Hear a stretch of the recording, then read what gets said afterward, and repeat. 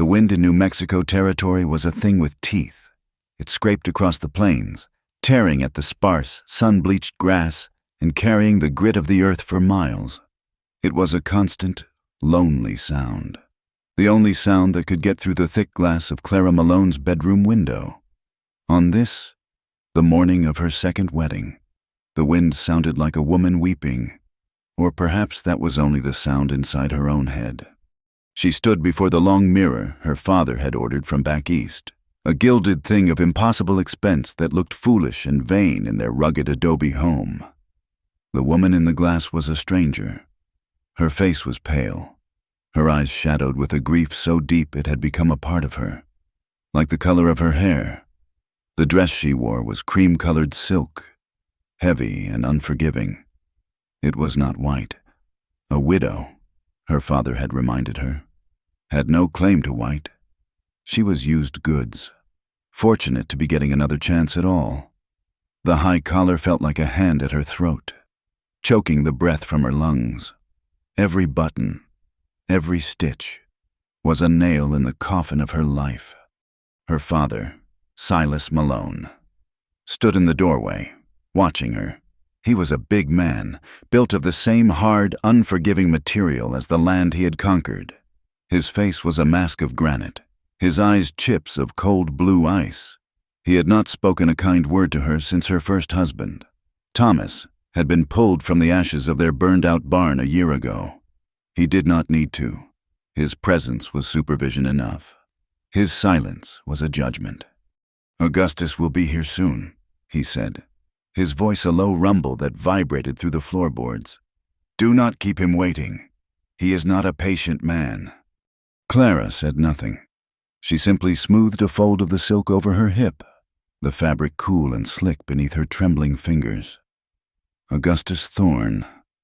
The man was nearly as old as her father, with a wet mouth and small, assessing eyes that made her skin crawl.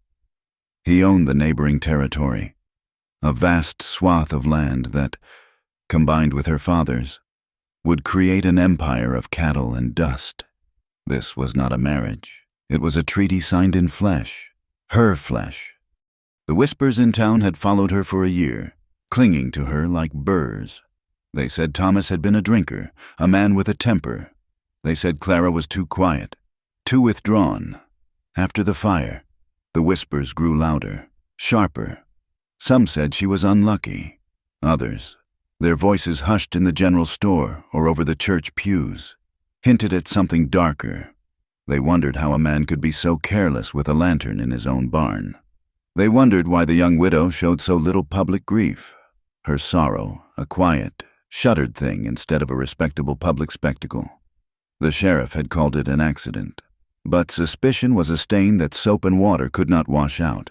She was left disgraced, penniless, and wholly dependent on the father who had never forgiven her for being a daughter instead of a son. Now, he was selling her off to settle a debt of honor she did not understand, for a future she did not want. A few days earlier, Eli Caldwell had ridden into the town of Redemption for supplies. The town was a hopeful name for a place that offered so little of it. It was a single dusty street lined with false-fronted buildings, a place of hard work and harder judgments. Eli kept to himself mostly. His ranch was a good 2 hours' ride out, nestled in a small valley where the wind was not quite so cruel. He had 100 head of cattle, a sturdy cabin he had built with his own 2 hands, and a silence that most folks mistook for simplicity. He was tying his horse to the hitching post in front of the mercantile when he saw them. Silas Malone was walking out, his hand clamped on the arm of a woman in a gray dress. Beside them was Augustus Thorne, laughing at something Silas had said, a plume of cigar smoke leaving his lips. But Eli was not looking at the men. He was looking at the woman. He had not seen her up close in 10 years, not since before the war had called him away, and life had taken them down different paths, but he knew her instantly. It was Clara. The same dark, serious eyes, the same fall of chestnut hair. But the girl he remembered had a fire in those eyes, a quick laugh that could make you forget the summer heat. This woman was a ghost. Her shoulders were slumped, her gaze fixed on the dusty planks of the boardwalk. She moved as if she were walking through water, every step an effort. He saw the way she flinched when Thorne's hand brushed her back, a small, almost imperceptible tremor. Eli's own hands, calloused and strong from years of roping and branding, tightened into fists at his sides. He remembered a girl with skinned knees and a dandelion tucked behind her ear, a girl who had dared him to climb the tallest cottonwood by the creek. He remembered the sting of leaving, the letters he had meant to write, but never did, the years that had slipped by like water through his fingers. He had come back from the war a changed man, quieter and more watchful, and had heard she had married Thomas, a man with a good name and a bad reputation. Then came the news of the fire, and the whispers that had reached even his remote valley. Watching her now, a pawn between two powerful men, something inside him that he thought had died long ago stirred to life. It was a protective instinct, sharp and fierce. He saw her misery, and it was a language he understood. Grief had hardened them both, but he recognized the girl she had been beneath the shell of the woman she had become. He stayed in the shadows of the overhang, watching as her father all but pushed her into a carriage. He saw the look in her eyes as she glanced back at the town, a look of such profound and bottomless despair that it settled in his chest like a stone. In that moment, he knew he could not let it happen. He did not know what he would do, but he knew he could not stand by and do nothing. Now, on her wedding day, Clara stood at the front of the small church, the air thick with the smell of dry rot and beeswax. The pews were filled with the important people of the county, their faces a blur of curiosity and judgment. Augustus Thorne stood beside her, his cologne a sickeningly sweet odor that clung to the air. She could feel the heat of his body, the possessive weight of his presence, behind her veil. Silent tears traced paths down her cheeks, hot and useless. She was resigned to it. There was no escape. Her father sat in the front pew, his posture rigid, his face a mask of satisfaction. The contract was about to be sealed. The preacher, a thin man with a reedy voice, lifted his Bible. "Dearly beloved," he began. The words, a death sentence. "We are gathered here today in the sight of God to join this man and this woman in holy matrimony." Clara closed her eyes. She thought of Thomas, of the shouting and the smell of whiskey, of the way a door slamming could make her heart seize in her chest. She thought of the fire, the terrible heat and the screaming of the horses. She had survived that. She would survive this. She would simply learn to live without a soul. It was then that a new sound broke the solemn quiet, a sound that did not belong, the rhythmic, powerful beat of a horse's hooves, moving at a gallop, growing closer and closer. Heads turned. Murmurs rippled through the congregation. The preacher faltered, his words trailing off. The heavy church doors burst open, slamming against the stone walls with a crack like a rifle shot. Framed in the blinding rectangle of sunlight stood a man on a dark bay horse. The horse danced, its eyes wide, its breath misting in the cool air. The man was Eli Caldwell. He wore no hat, his dark hair ruffled by the wind. His face was set, his eyes fixed on her.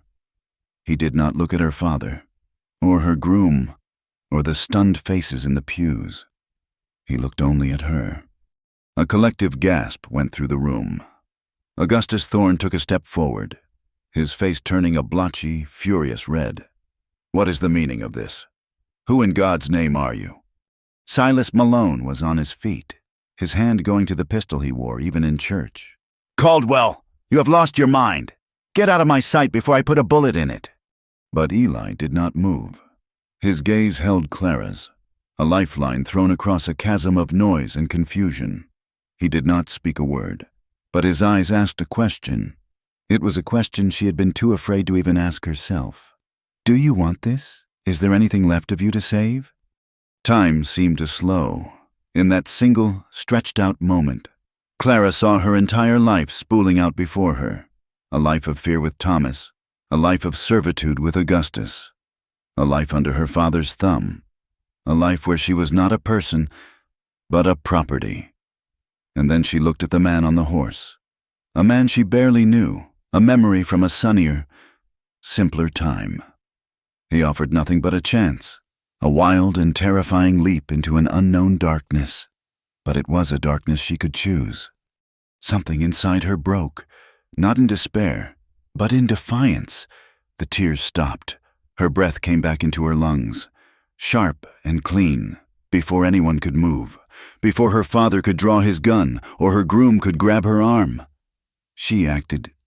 She lifted the veil from her face, her eyes never leaving Eli's, and she ran. She ran from the altar, her heavy silk dress tangling around her legs. She heard her father's roar of pure, animalistic rage. She heard Augustus shout her name, a curse, but she did not stop. She ran down the aisle, past the shocked faces, her heart hammering against her ribs not with fear, but with a strange, fierce joy. This was the first choice she had made for herself in years. She reached the open doorway, the sunlight warm on her face. Eli leaned down, his arm outstretched. She took his hand without hesitation, her fingers locking with his. His grip was strong, steady, with a strength that surprised her. He swung her up behind him on the saddle, her skirts bunching around her. "Hold on," he said, his voice low and calm in the storm of chaos erupting behind them. She wrapped her arms around his waist, pressing her face against the rough cotton of his shirt. He smelled of leather and dust and open air. He smelled of freedom. Eli spurred the horse, and the powerful animal leaped forward. They galloped out of the churchyard, leaving behind a scene of pandemonium. Men were shouting, women were screaming. She heard a gunshot, the bullet whistling harmlessly over their heads. But they were already moving too fast. The townspeople and wedding guests were frozen, too stunned by the sheer audacity of the act to give immediate chase. By the time they recovered, Eli and Clara would be long gone. From the church steps, Silas Malone watched the horse and its two riders disappear into a cloud of dust on the horizon. His face was a thunderous mask of humiliation. His daughter, his property, had been stolen from him in front of everyone. His carefully laid plans were in ruins. "He will not get away with this," Silas swore to the wind, his voice raw with a promise of terrible vengeance. "I will hunt him down. I will see him hang. And I will bring her back." The ride to Eli's ranch was a blur. The wind tore at Clara's hair, whipping the pins from it until it flew wild and free behind her. The steady, rhythmic motion of the horse beneath them was a comfort, as was the solid wall of Eli's back against her chest. He rode with an easy confidence, his body moving with the horse, navigating the rugged terrain as if he were born to it. The sun began to sink, painting the vast, empty sky in shades of orange and purple. The world grew quiet.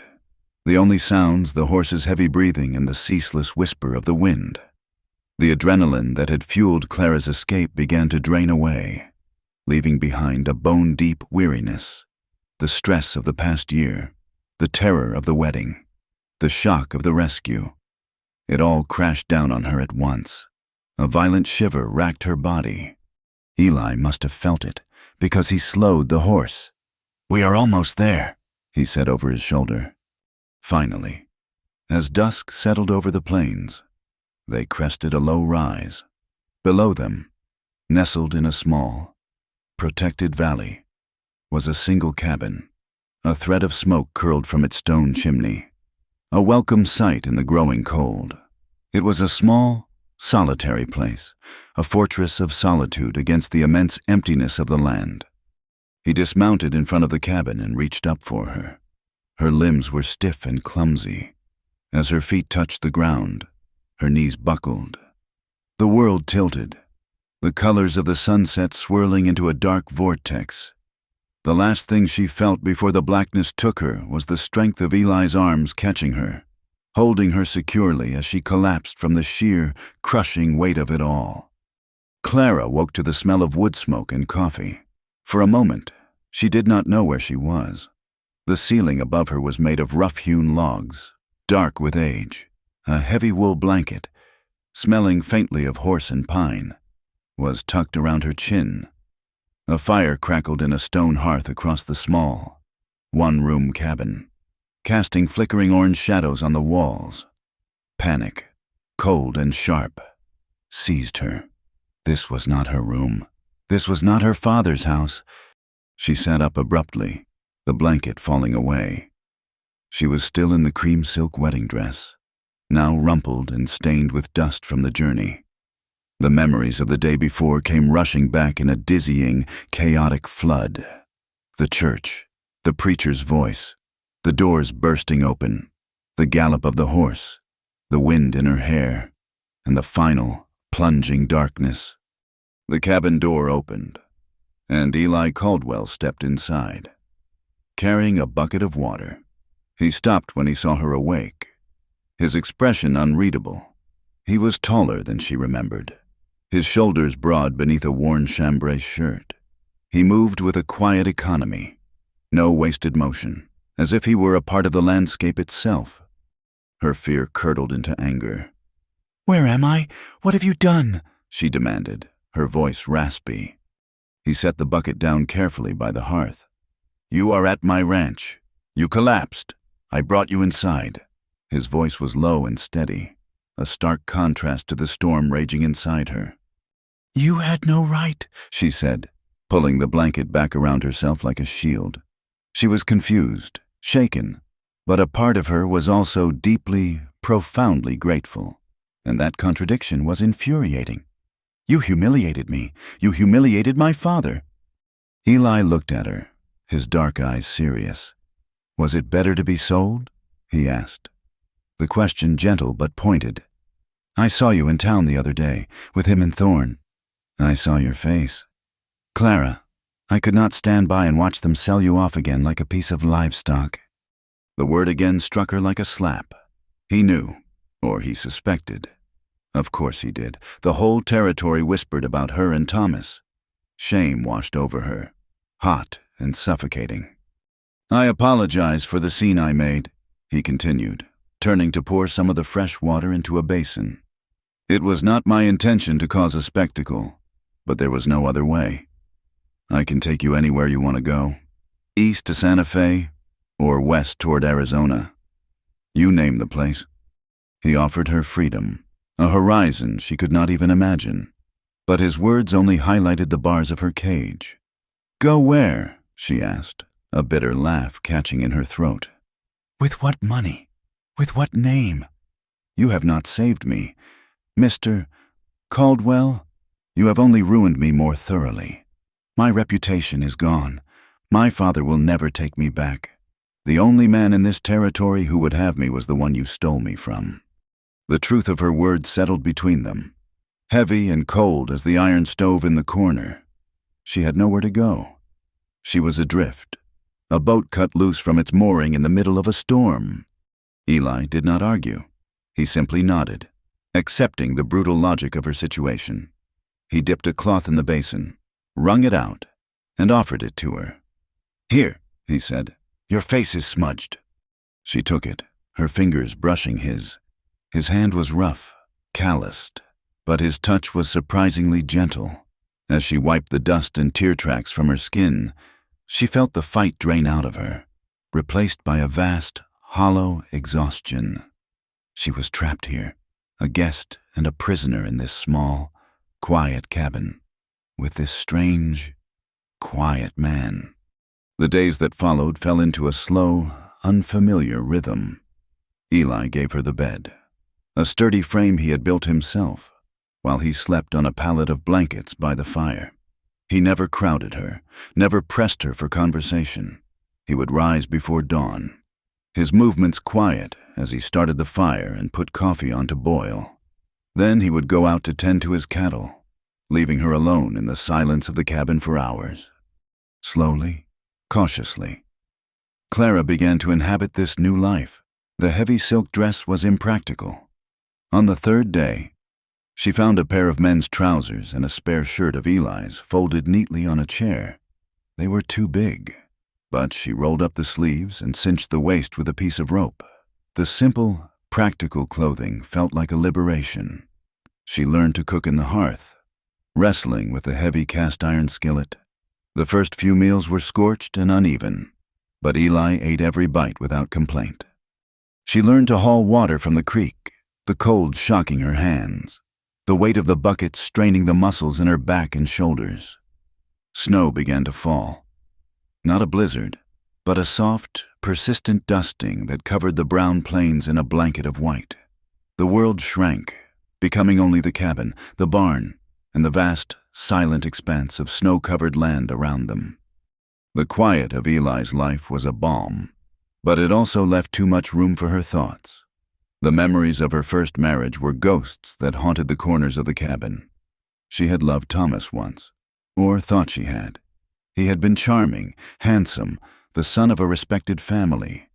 But behind closed doors, a different man emerged, a man soured by drink and failure, his charm curdling into a possessive, unpredictable temper. She remembered the sound of his heavy boots on the porch, the way her stomach would clench in anticipation of his mood. She remembered the night he had thrown a plate against the wall, shards of porcelain embedding themselves in the plaster just inches from her head, his face contorted in a mask of rage over some imagined slight. His apologies the next morning were always worse, full of self-pity and promises he never kept.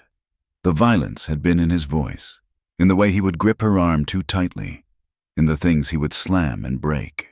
He had never left a mark on her skin, but he had bruised her soul. The fire that killed him was a horror she would never forget. The smell of burning hay, the terrified screaming of the animals, the sight of the flames licking at the night sky. The sheriff had said Thomas must have stumbled, drunk, and dropped his lantern. An accident. But a dark, guilty relief had taken root in her heart, a secret she could never confess to anyone. She did not grieve the man he had become, but she was tormented by the memory of the man she had once hoped he was. Eli saw the shadows of her past in the way she moved through the present. He noticed how she flinched when he dropped a piece of firewood on the hearth, the loud bang making her jump as if she had been shot. He saw how she instinctively shied away if he moved too quickly or came to stand too close beside her. He never commented on it. If he needed to pass her in the narrow space of the cabin, he would give her a wide berth. He would announce his presence before entering a room. He spoke to her in a low, even tone, his voice never rising in anger or impatience. His kindness was a quiet, steady thing, as reliable as the sunrise. It was in the extra blanket he left for her at the foot of the bed, in the way he would leave a cup of hot coffee on the table for her before he went out. In the patient way he showed her how to properly bank the fire at night so it would not go out. He never asked for anything in return. He never pressured her for details of her past. He simply made a space for her, a safe space, and allowed her to exist in it. And slowly, agonizingly, the walls she had built around her heart began to erode. One afternoon, weeks after her arrival, the wind was particularly fierce. Rattling the cabin's single window in its frame, Eli was mending a piece of tack by the fire, his large hands surprisingly deft with the needle and awl. Clara was trying to read one of the few books he owned, a worn copy of Shakespeare, but the words blurred on the page. The howling of the wind sounded too much like a man shouting in anger. Her hands began to tremble. "It is just the wind," Eli said, not looking up from his work. "This valley funnels at something fierce. The cabin is strong. It will hold." His calm voice cut through the rising panic. She took a deep breath, focusing on the rhythmic scrape of his awl against the leather. He was right. It was just the wind. Here, in this cabin, she was safe. The turning point came on a cold, gray morning. Eli was heading out to check on a newborn calf, and he asked if she would help him saddle the horses. She followed him to the barn, the air crisp and cold in her lungs. The familiar smells of hay and animal warmth enveloped her. He threw a saddle blanket over his bay's back, then turned to get the heavy leather saddle. As he swung it up, the wooden frame knocked against a loose stall door with a loud, sharp crack. The sound shattered the quiet. For Clara, It was not the sound of wood hitting wood. It was the sound of her front door splintering. It was the sound of a fist hitting a wall. The sound of a life breaking apart. A choked sob escaped her lips. The barn seemed to tilt, the shadows in the corners lunging at her. The grief and terror she had kept locked away for so long burst forth. A tidal wave of pain.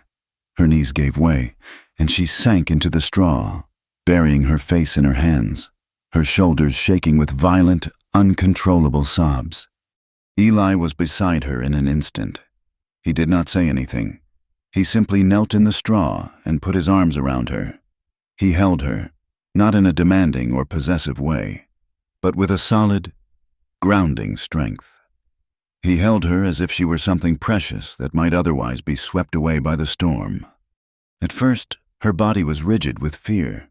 Her every instinct screamed at her to pull away, to flee from the touch of a man. But he just held her, his hand gently stroking her hair, his presence a silent promise of safety.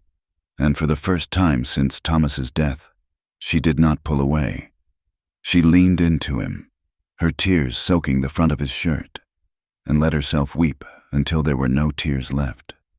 While a fragile peace settled in the remote valley, a storm of a different kind was brewing back in Redemption.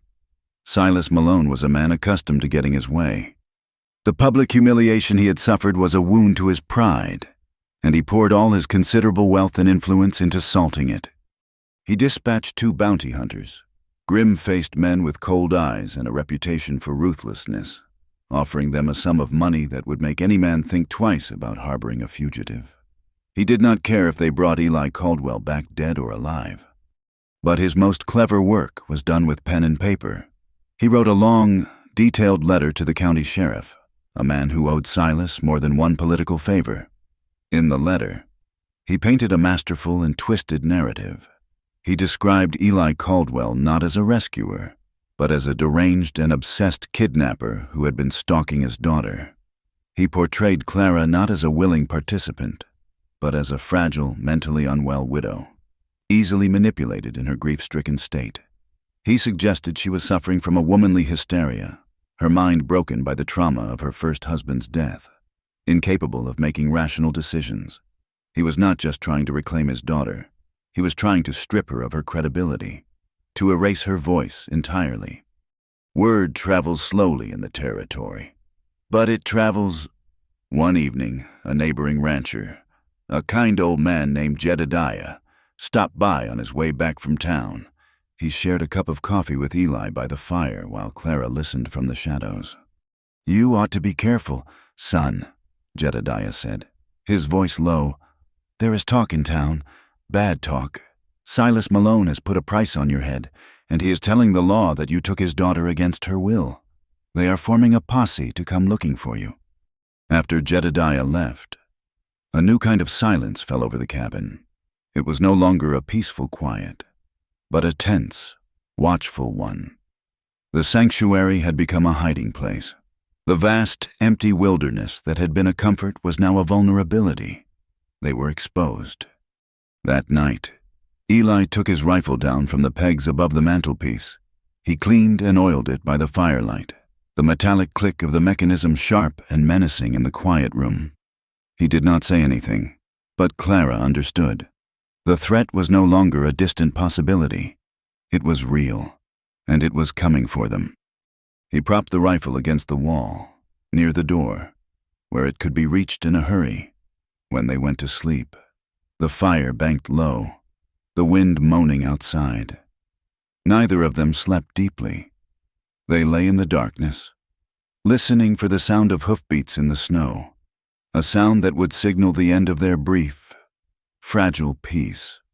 The knowledge that they were being hunted settled over the cabin like the winter snow, a cold and silent weight.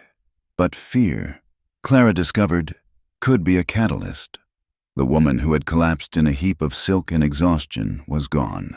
In her place, a new woman was slowly, painfully, being born. She began not with a grand declaration, but with a simple, desperate need to see a different face in the small, cracked mirror that hung by the door. One morning, while Eli was out checking his fence line, She found the shears he used for shearing his few sheep. They were heavy and oiled, ruthlessly sharp. With a trembling hand, she gathered her long chestnut hair, the hair her father had always praised for its decorum and her first husband had liked to twist in his fist. She held it out from her head and, with a single, sawing motion, she cut. The long tresses fell to the floorboards, a lifeless offering to a past she was determined to bury. She kept cutting, her movements becoming steadier and more certain, until her hair was short, brushing against her jawline in a way that felt shockingly, wonderfully light. It was uneven and boyish, but it was hers. Her next act was a funeral pyre. She took the cream silk wedding dress from the trunk where Eli had placed it. It was a beautiful, hateful thing, a shroud for a life she had never wanted. She carried it outside, behind the cabin, and laid it in the snow. She took an ember from the hearth with a small shovel, and without ceremony, she touched it to the delicate fabric. The silk blackened, then hissed, and then a small, hungry flame erupted. She watched until the last piece of lace had turned to a gray, feathery ash, the smoke curling into the cold, clean air and disappearing. When Eli returned, he stopped in the doorway, his eyes taking in her shorn hair, his gaze flicking to the smoldering patch behind the cabin. He said nothing for a long moment, simply stood there, stamping the snow from his boots. A flicker of something, surprise, perhaps admiration, crossed his face before he masked it. "It will be warmer now," was all he said. But Clara understood. He was not judging her. He was seeing her. She was no longer content to be a guest, a refugee. "You must teach me," she told him that evening, her voice firm. "I will not be helpless. I will not be a burden you have to carry." So he taught her. He showed her how to milk their single cow, his large hands patiently guiding hers until she could coax the warm, frothy milk into the pail without the cow kicking over the bucket. He taught her how to mend a fence, how to stretch the wire taut and hammer the staples in, the sharp report of the hammer echoing in the vast silence. He showed her how to chop wood, how to brace her feet and swing the axe so its own weight did the work. Her muscles ached, her hands grew calloused and blistered, but with every chore she mastered, she felt a piece of herself knitting back together. Eli watched her, a quiet awe growing in him. He had seen courage on the battlefield, the loud, desperate bravery of men facing death. But this was a different kind of courage. It was a quiet, stubborn refusal to be broken.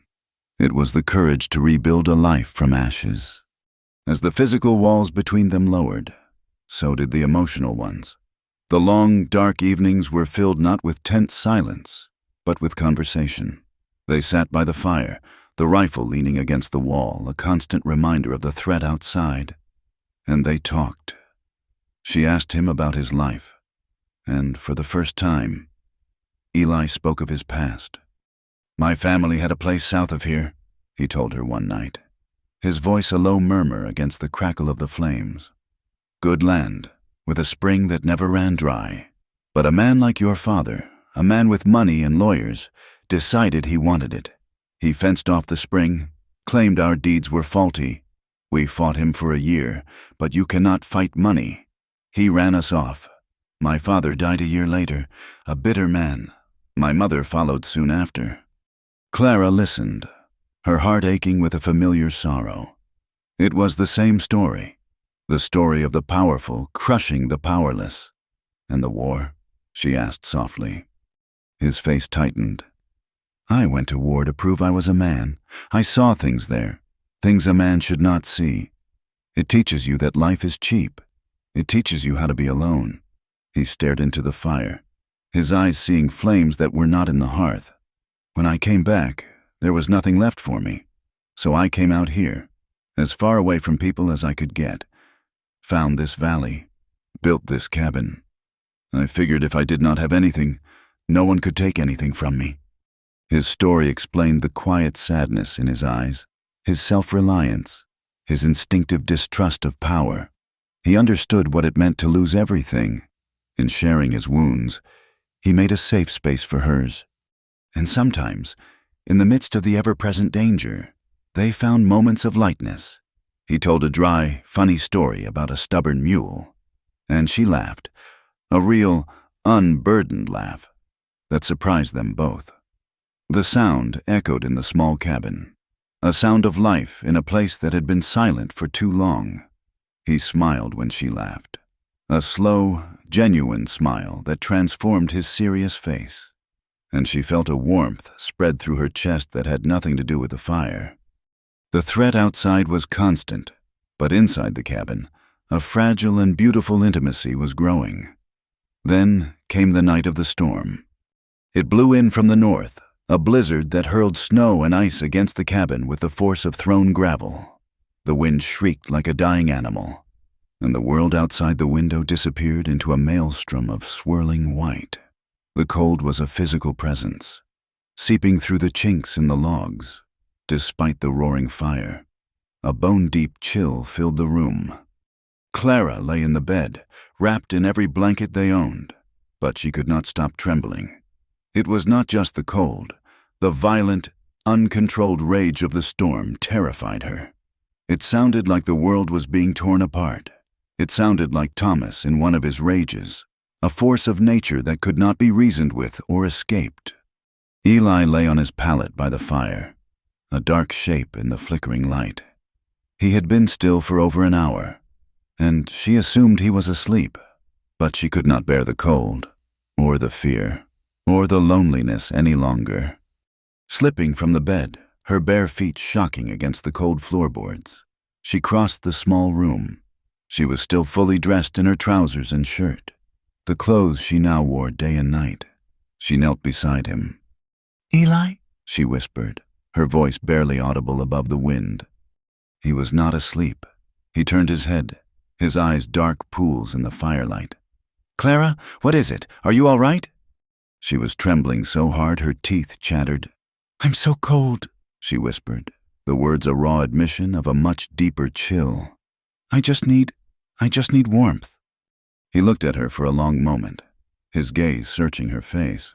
Then he lifted the edge of his own thick blanket in silent invitation. She slid under it, her body curling into a tight ball, careful not to touch him.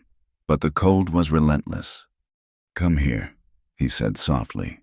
He shifted, pulling her against his side, his arm coming around her shoulders. His body was a furnace, a solid, living wall against the storm. She pressed her face into his chest, her trembling slowly starting to subside in the circle of his warmth. He held her without passion, without demand, offering only comfort and shelter. In his arms, for the first time in her memory, she felt completely, utterly safe. She did not know how long they lay there like that, listening to the storm rage outside. The fear finally receded, replaced by a wave of gratitude so powerful it almost broke her. This man, who owed her nothing, was her protector, her anchor. She lifted her head, her face just inches from his. The firelight danced in his eyes, acting on an impulse she did not understand, an impulse born of desperation and gratitude and a flicker of something new and tender. She pressed her mouth to his. His lips were warm and soft. For a heartbeat, he was still, and then, gently but firmly, he pulled away. He pushed himself up on one elbow, looking down at her, his expression clouded with a pain and confusion that mirrored her own. The rejection was a cold shock, sending a fresh wave of shame through her. Of course. Why would he want her? Damaged goods, a disgraced widow. "Clara," he said, his voice rough with emotion. "I cannot—" "I am sorry," she whispered, turning her face away, humiliation burning her cheeks.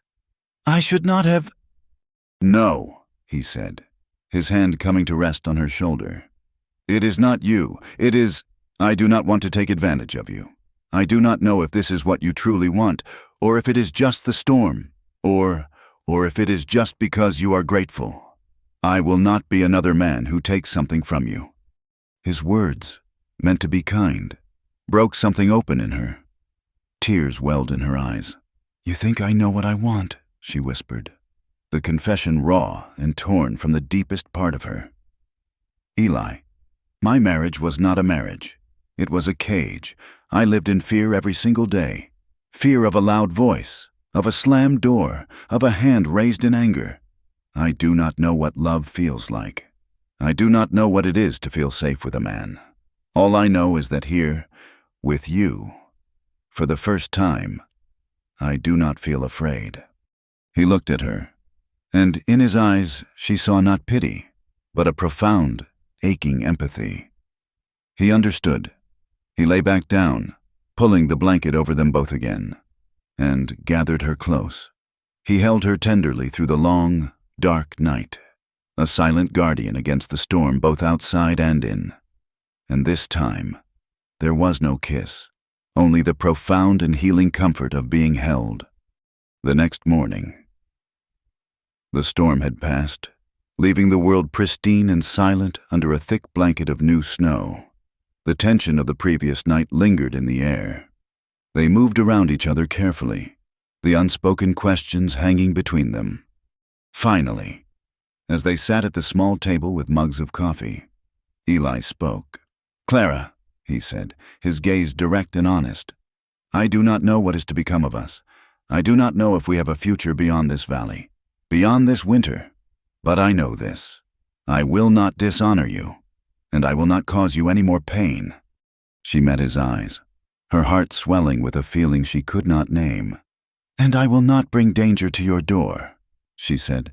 We can just be, we can let whatever this is grow, without guilt, without expectation, and we can face what is coming together." He nodded, a silent pact passing between them, an honest beginning. But the world outside would not wait. Their supplies were running low. Someone had to go to town. Despite Clara's protests, Eli insisted he go alone. It was too dangerous for her to be seen. He set off at dawn a few days later, promising to be back by nightfall. Clara spent the day in a state of high anxiety, cleaning the cabin, mending his shirts, doing anything to keep her hands and mind busy. As dusk fell, she paced, watching the trail for any sign of him. Darkness came, and he still was not back. Fear, cold and sickening, began to grip her.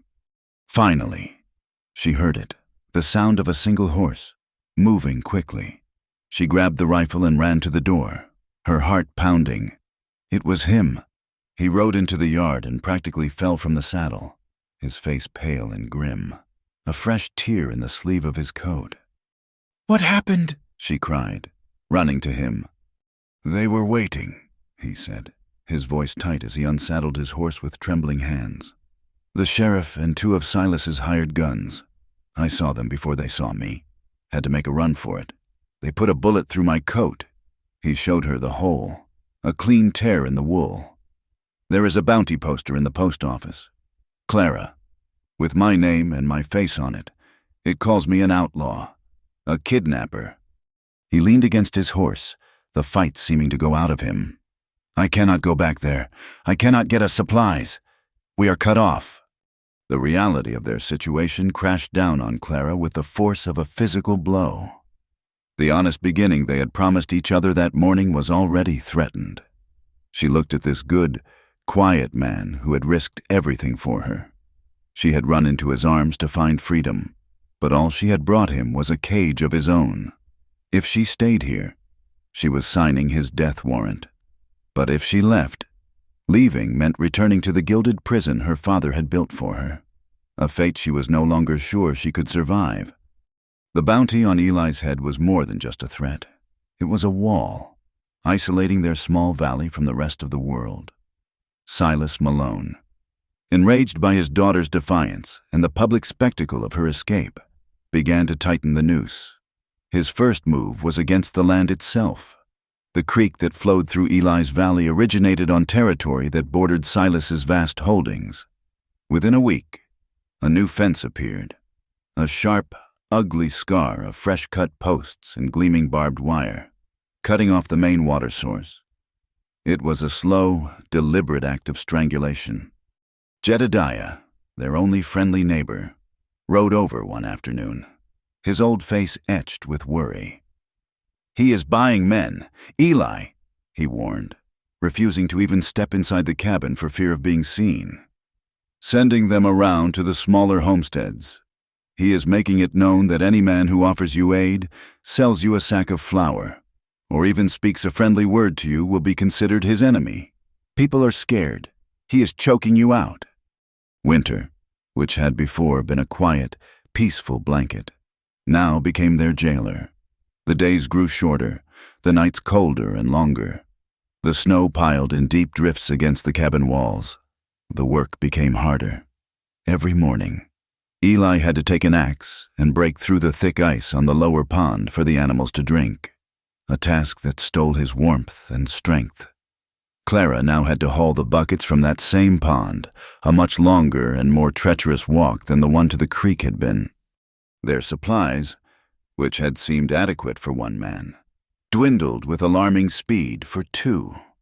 The flour sack grew limp and light. The smoked bacon hanging from the rafters shrank piece by piece. The coffee was the first to go, a small luxury they could no longer afford.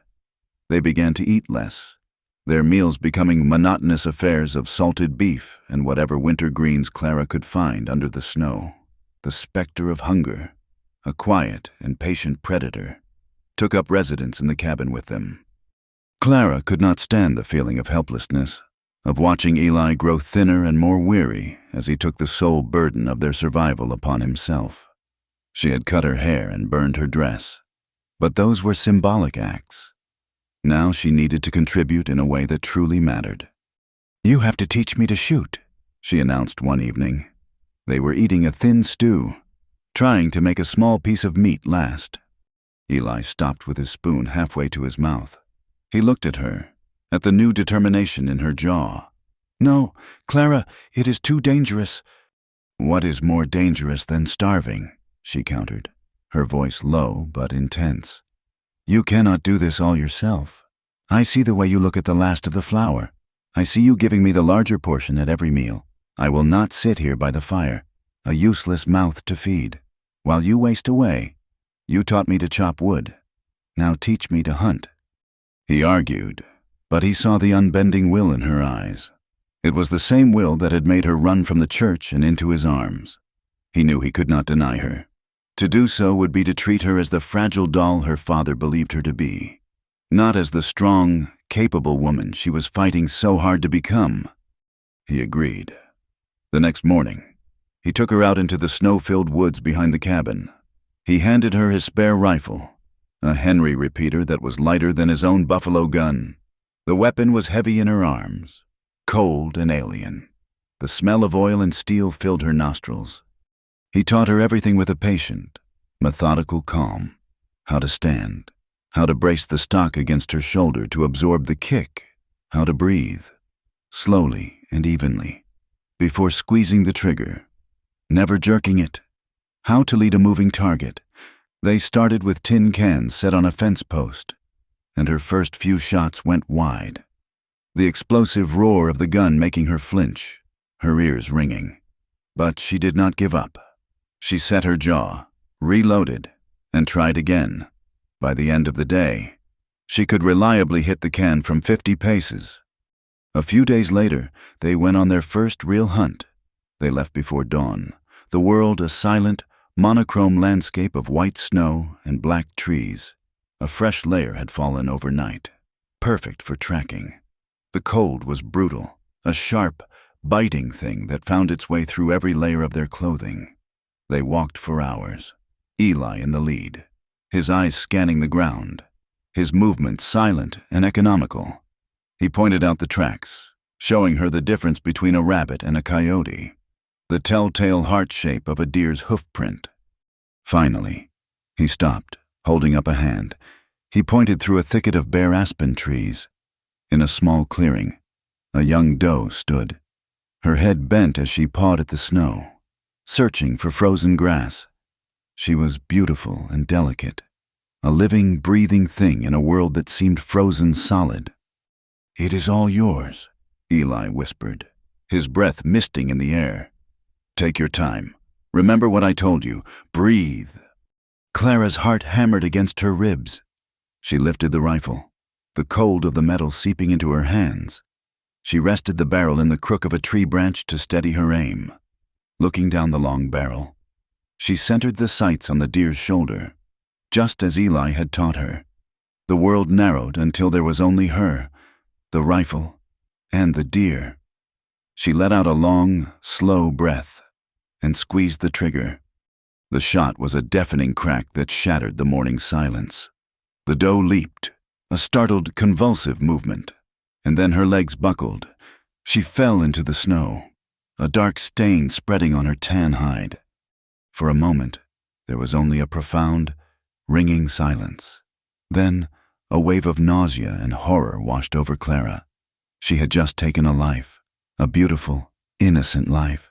She lowered the rifle, her arms trembling. Tears, hot and unexpected, welled in her eyes and froze on her cheeks. She sank to her knees in the snow, a terrible, guttural sob tearing from her throat. She wept for the deer, for the brutality of this world that forced one living thing to kill another to survive. She wept for herself, for the woman she had been and the woman she was becoming, a woman who could do this terrible, necessary thing. Eli was there, kneeling beside her, his arms going around her. "It is all right," he murmured into her hair.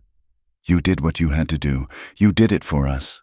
He held her, letting her cry until the storm of emotion passed, his solid presence a comfort against the harshness of the moment. When her sobs subsided, she looked up at him, her face wet with tears. The air was filled with a soft, silent fall of new snow. The tiny white flakes landed on his dark hair and eyelashes. In his eyes, she saw not just comfort, but a deep, overwhelming tenderness. He looked at her as if she were the most courageous person he had ever known. He slowly leaned in, giving her time to pull away. But she did not. He pressed his lips to hers. It was not the desperate, questioning kiss from the night of the storm. This was different. It was a kiss of shared survival, of mutual respect. It was slow and gentle, a quiet promise of warmth in a cold, unforgiving world.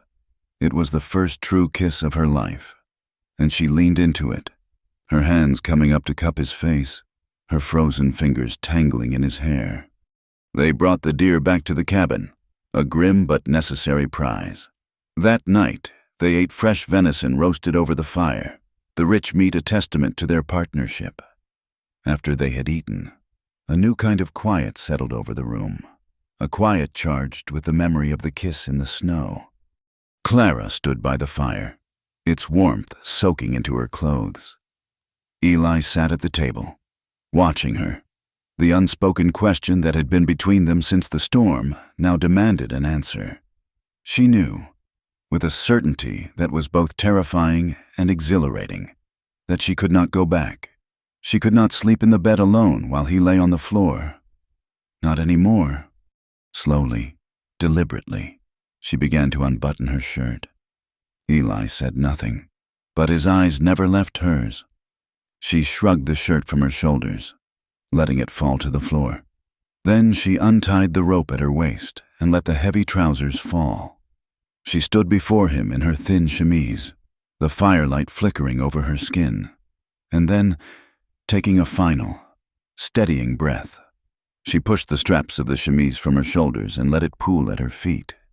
She stood before him, completely exposed, not just her body, but her past. The firelight was not kind.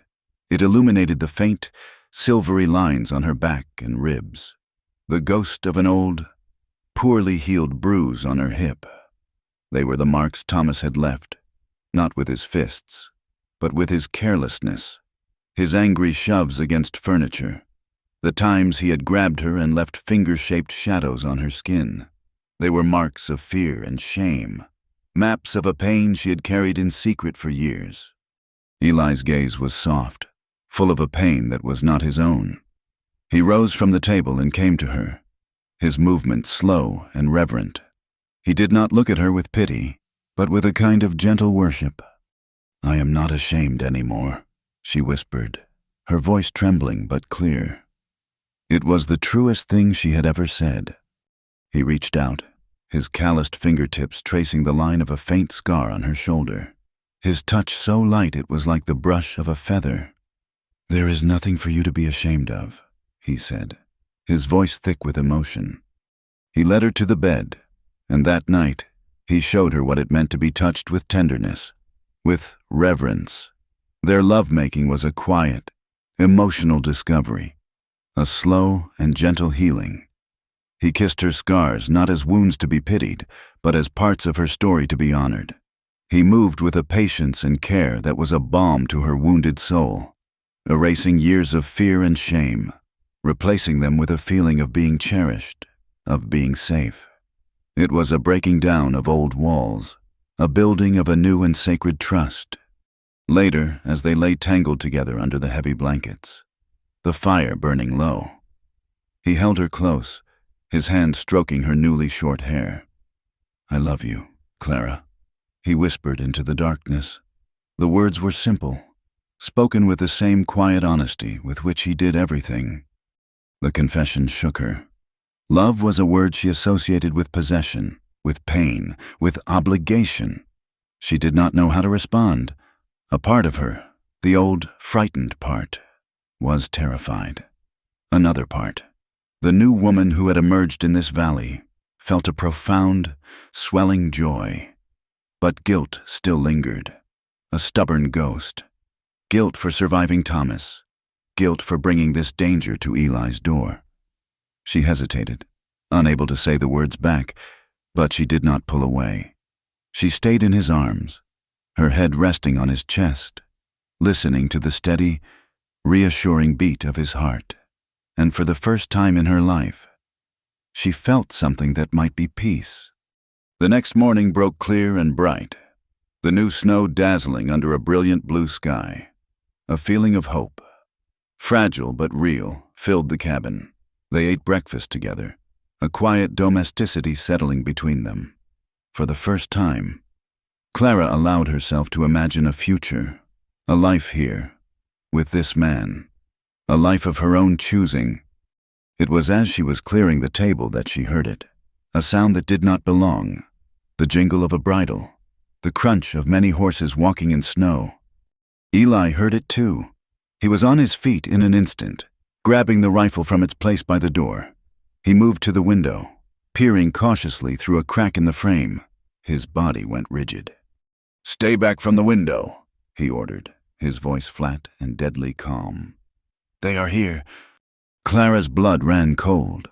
She crept to the wall beside the window. Outside, their small, peaceful valley was filled with men on horseback, at least a dozen of them, forming a wide, silent circle around the cabin.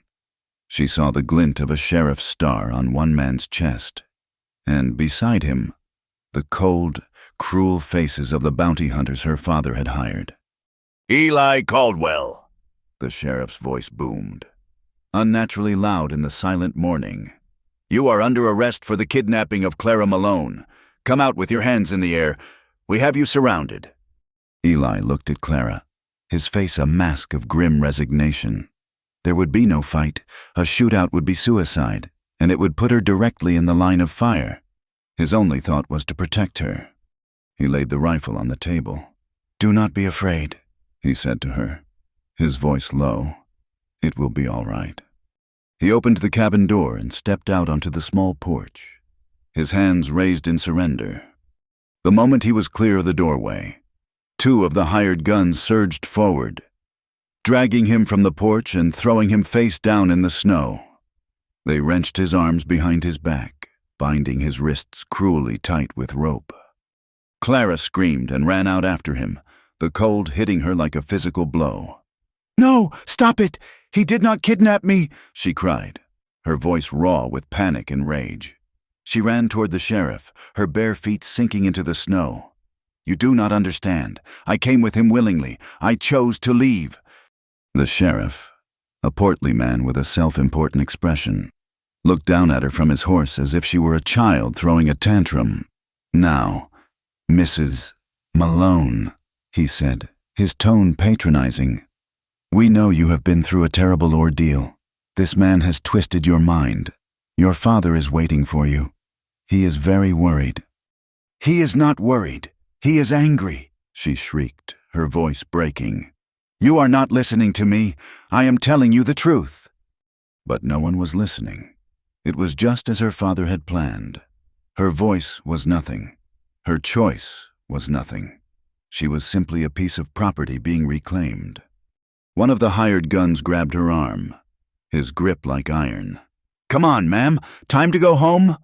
She fought, kicking and struggling, but he was too strong. He dragged her toward a horse, her protests dissolving into helpless sobs. She saw Eli being hauled to his feet, a trickle of blood running from his lip where his face had hit the ground. He looked at her, his eyes filled with a desperate, impotent fury. They threw her onto a horse and led her away, back toward the world she had fled. As they rode out of the valley, she looked back. She saw Eli, bound and defeated, being forced onto a horse to be led to jail.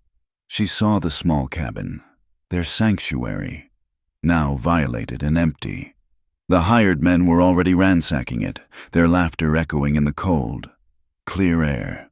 They were taking everything, destroying the life she and Eli had just begun to build. She was being dragged back to her father's estate, back to her gilded cage, locked away from the only man who had ever shown her what it meant to be free. The journey back to redemption was a silent, grim procession. Clara rode with a hired man on either side of her, their faces impassive, their presence a constant, suffocating reminder that she was a prisoner once again. She did not weep. The tears had frozen inside her, replaced by a cold, hard knot of fury. She was no longer the frightened widow who had run from the church. She was a woman who had tasted freedom, and the memory of it was a fire in her belly. Her father's house was just as she remembered, large, opulent, and utterly without warmth. The heavy mahogany furniture gleamed with polish. The air was still and sterile. It was a museum of a home, not a place where anyone actually lived.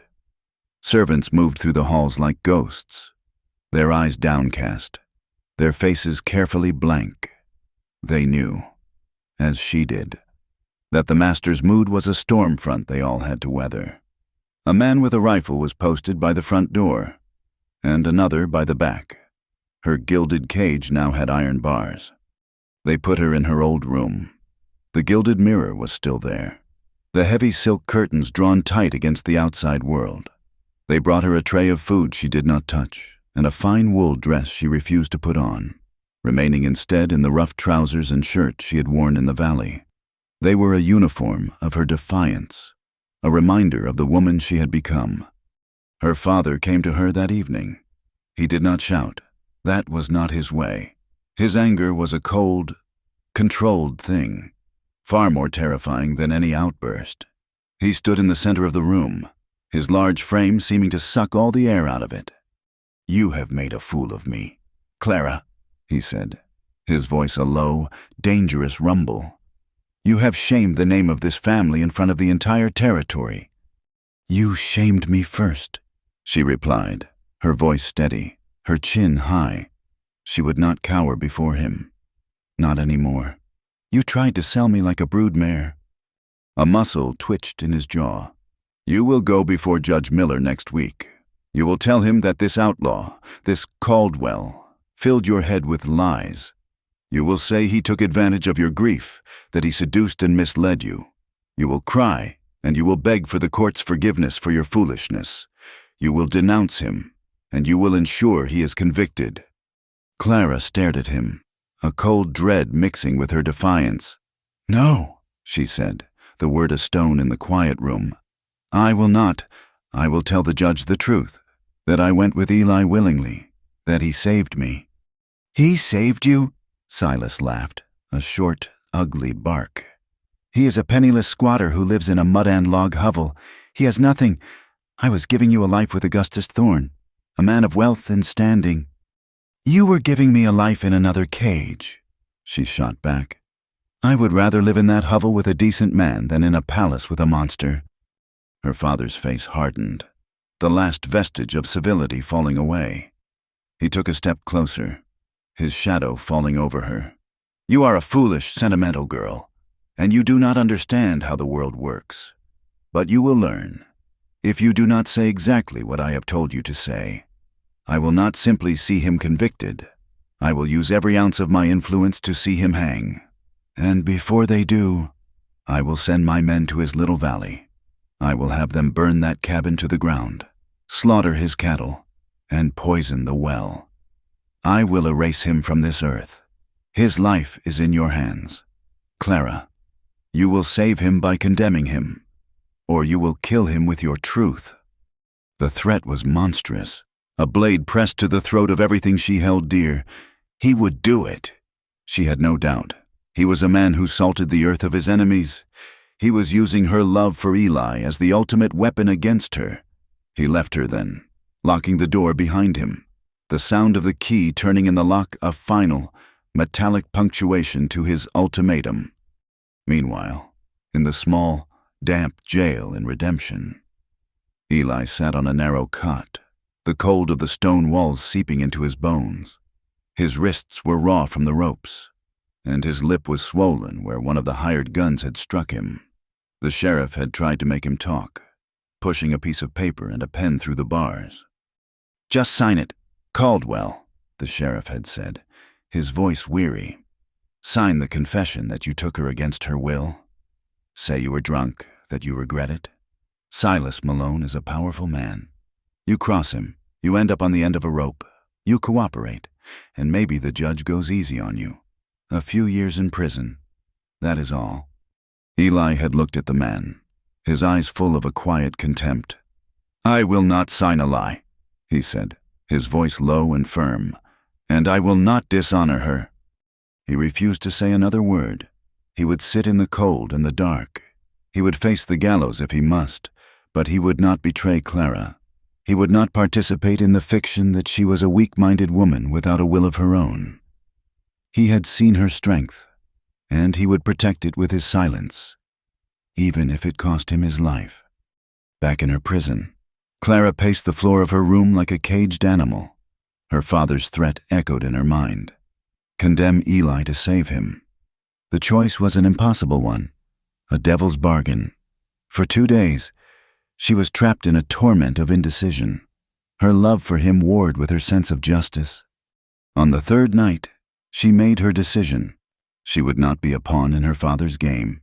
She would not send an innocent man to prison, not even to save his life from a different threat. There had to be another way. She waited until the house was deep in the silence of the late hours. She had noticed that one of the bars on her window was slightly loose in its frame. Thomas, in his angry fits, had taught her that anything could be broken if you applied enough force. Using the heavy silver hairbrush from her vanity, she began to pry at the wood around the bar. For over an hour she worked, her muscles straining, the soft wood splintering and groaning in protest. Finally, with a sharp crack, the bar came loose in her hand. The opening was small, but she was thin. She tied her bedsheets together, the way she had read in novels. Anchoring one end to the heavy bed frame, she squeezed through the opening, the rough wood scraping her skin, and began to lower herself down the side of the house. She was halfway to the ground when she heard a low whistle. A shadow detached itself from the deeper shadows of the stable. It was one of the guards. She froze, her heart leaping into her throat. He raised his rifle. She was caught. They dragged her back inside, her makeshift rope of sheets dangling from the window like a flag of surrender. Her father was roused from his sleep.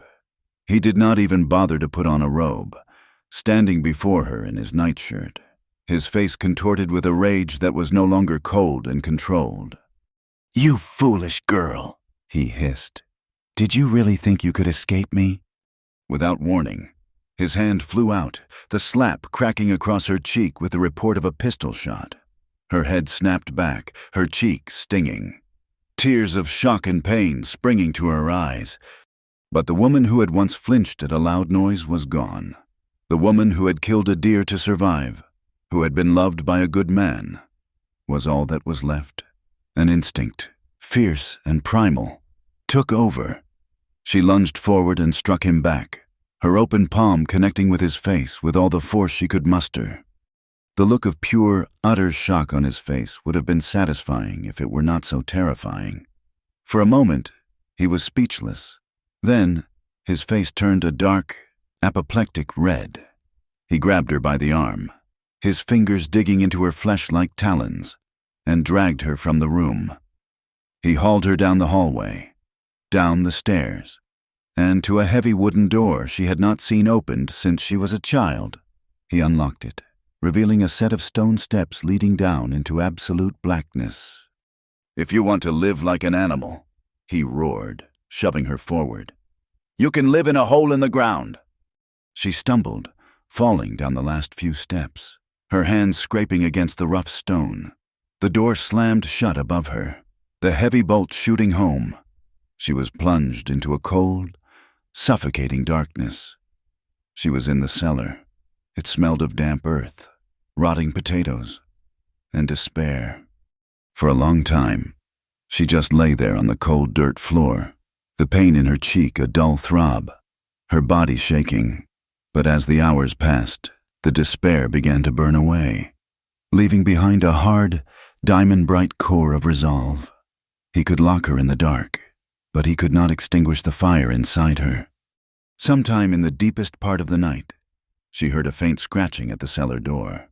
She pushed herself up, her heart pounding. A thin sliver of light appeared at the bottom of the door. "Mrs. Malone?"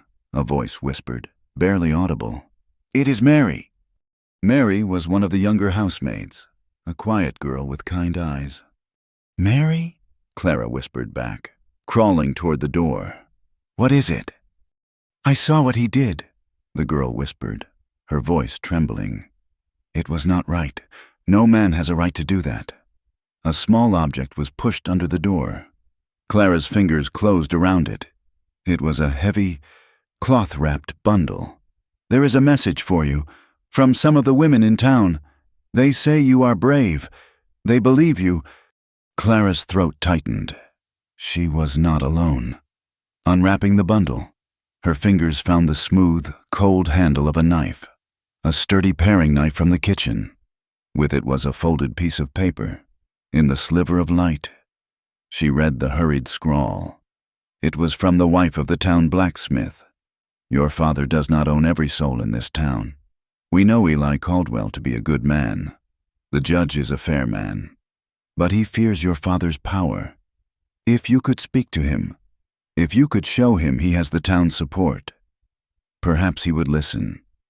Be at the jailhouse at dawn. We will be there." Hope, fierce and sharp, surged through her. At the bottom of the bundle was a piece of hardtack and a small metal flask of water. Mary had given her the tools she needed. She waited until she was sure the house was silent again. Then she went to work with the knife. The cellar door was old, the wood around the lock softened by the damp. She began to dig and pry at the wood. The knife, a small, determined weapon against her prison. It was slow, agonizing work. Splinters drove into her fingers, but she barely felt them. Finally, after what felt like an eternity, she carved away enough wood to be able to slide the knife into the gap and jimmy the bolt back. With a low groan, the door swung inward. She was free. A cold, driving rain was falling outside, turning the world into a wash of gray and black. It would cover her tracks. She crept to the stable, her heart in her throat. The guard was asleep in a chair, his hat tipped over his eyes. She saddled her father's fastest mare, her hands moving with a desperate, practiced speed she did not know she possessed. She led the horse out into the rain-swept darkness and, once clear of the house, she mounted and rode. She rode like she had never ridden before, a lone figure against the vast, dangerous plains. The rain soaked her to the skin. The wind tore at her, but she did not slow. She rode for Eli. She rode for herself. She reached redemption as the first gray light of dawn was breaking through the clouds. The town was a sea of mud. She rode straight to the jailhouse and threw herself from the horse, nearly collapsing. She hammered on the door with her fist. The sheriff opened it, his eyes widening in disbelief at the sight of the wild, mud-spattered woman before him. "Mrs. Malone, what in God's name?"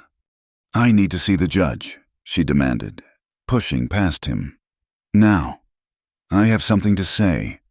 Her father, alerted by a frantic stable hand, arrived minutes later, his face a mask of fury. But it was too late. A small crowd had already gathered, drawn by the commotion. The blacksmith's wife was there, and the mercantile owner's wife, and a dozen other townspeople, their faces grim and determined. They stood behind Clara, a silent wall of support.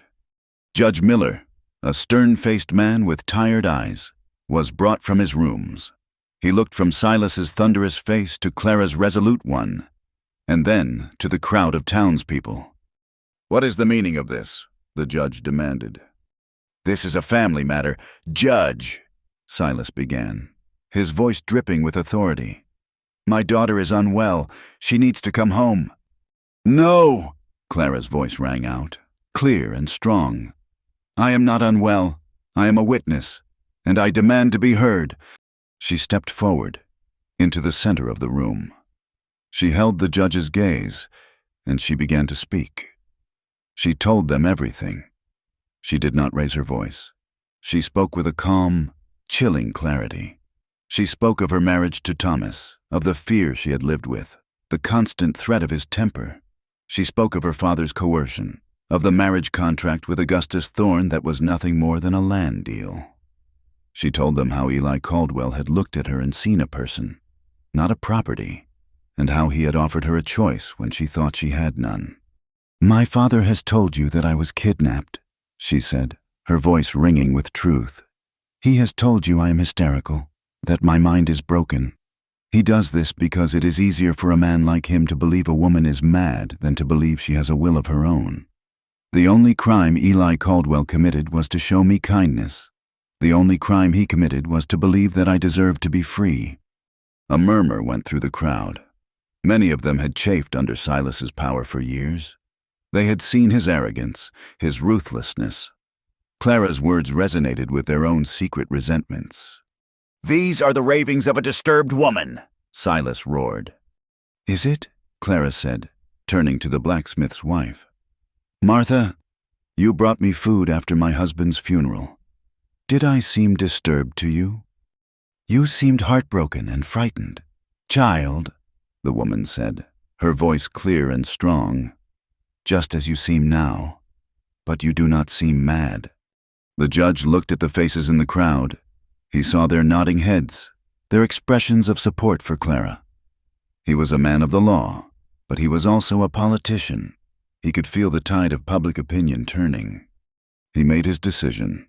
"Sheriff," he said, his voice firm, "release Mr. Caldwell." A collective gasp went through the room. Silas's face went white with fury.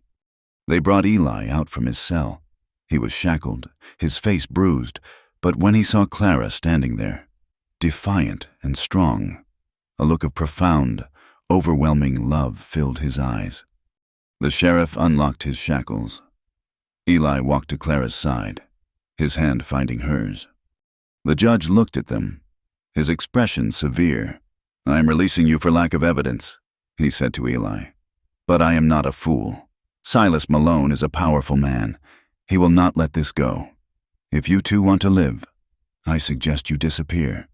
Leave this territory. Do not come back."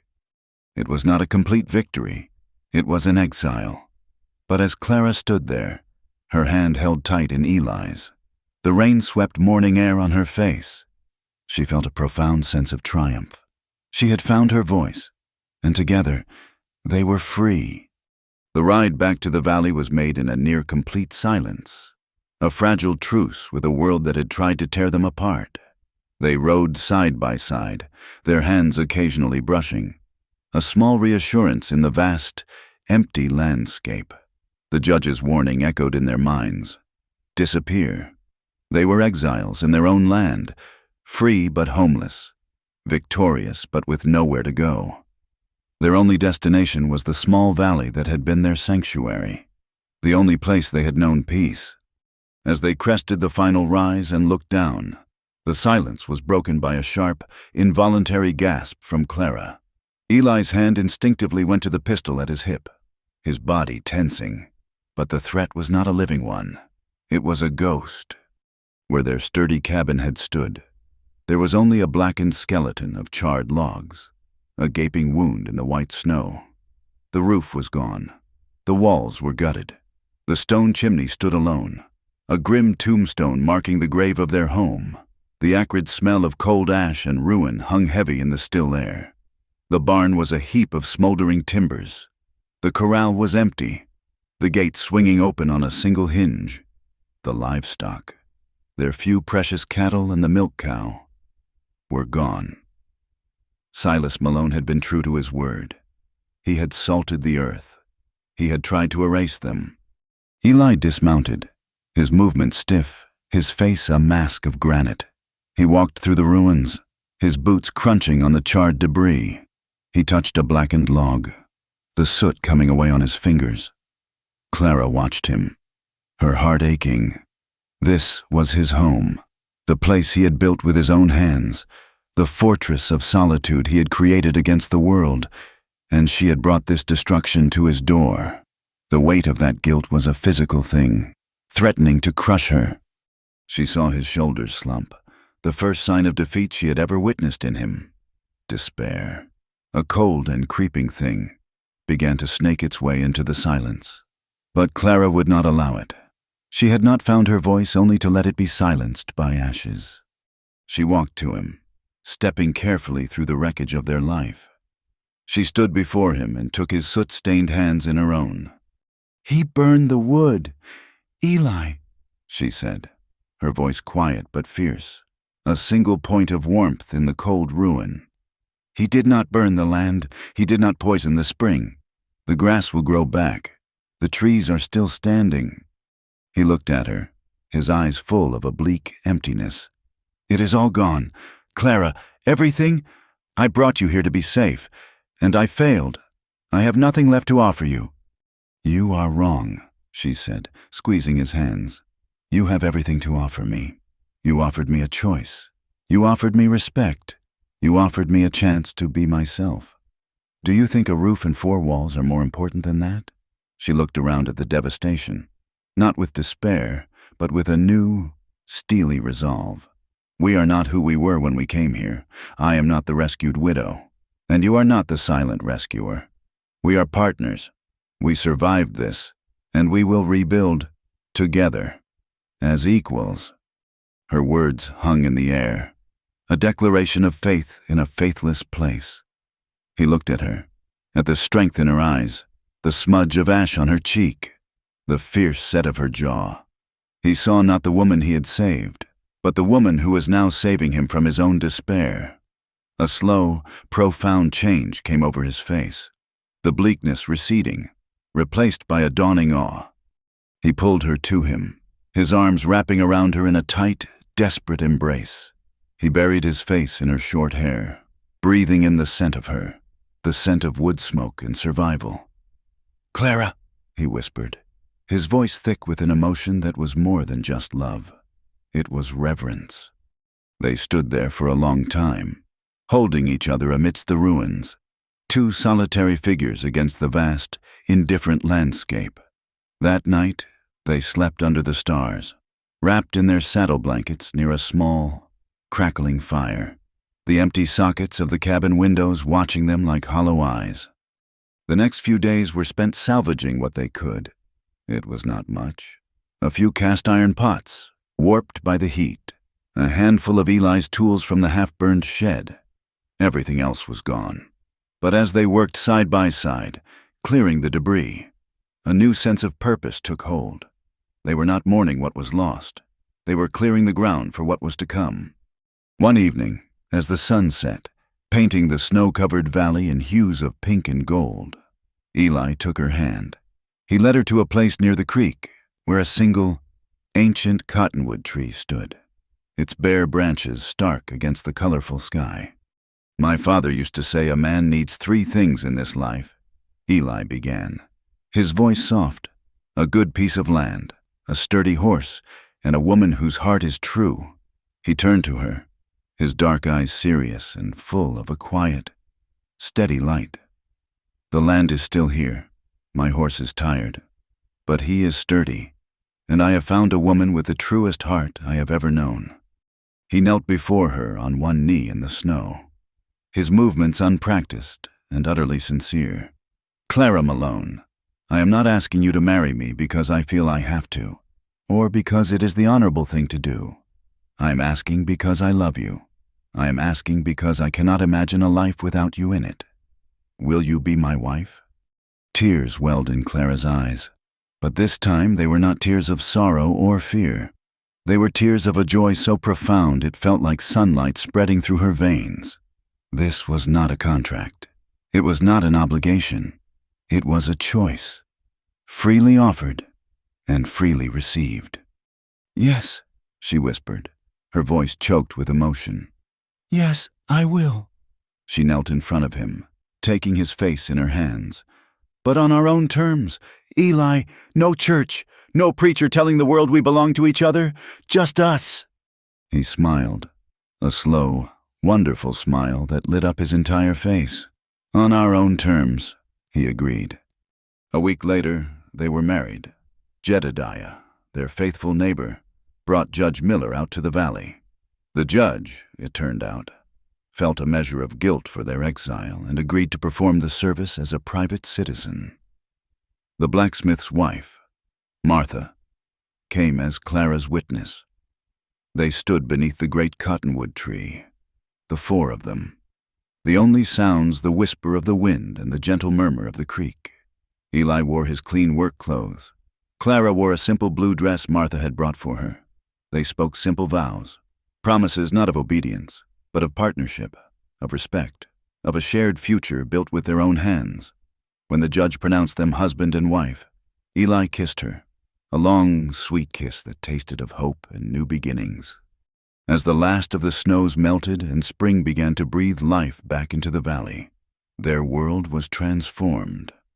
The grass returned, a vibrant green, covering the scars on the land. Wild flowers bloomed in defiant bursts of color. With Jedediah's help, Eli acquired a few head of cattle and a new milk cow, and the valley was once again filled with the sounds of life. Eli began to build their new home.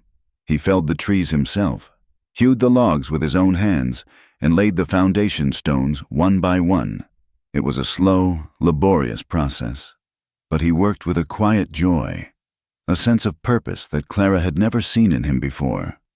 He was not just building a house, he was building a testament to their survival. Clara, for her part, brought beauty back to their lives. She planted a garden, her hands in the rich, dark earth, coaxing tiny green shoots from the soil. She planted flowers around the foundation of the new house, lupine and Indian paintbrush, splashes of color against the raw wood. She began to smile more, a natural, easy smile that reached her eyes.